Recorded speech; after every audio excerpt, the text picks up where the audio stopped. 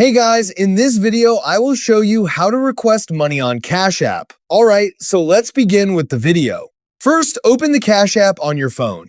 To send or request money on Cash App, you'll need to know the recipient's cash tag. To find your own cash tag, tap your profile icon in the top right corner. Under your profile information, you'll see your cash tag, which you can share with others. Now, to request money, go back to the money screen and enter the amount you want to request. After that, tap the Request button.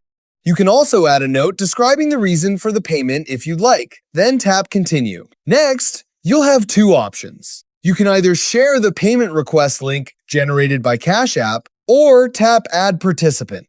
If you choose Add Participant, enter the recipient's phone number, email address, or cash tag. If you're using their cash tag, simply type the dollar symbol followed by their username. Once you find the correct person, select their profile and tap Send Request. Cash App will send a notification to the recipient. If they approve the request, the payment will be sent to your Cash App balance and you'll receive the money in your account. And that's it. So that's basically how you can request money on Cash App. So that's all for this video. See you in the next one. Thanks.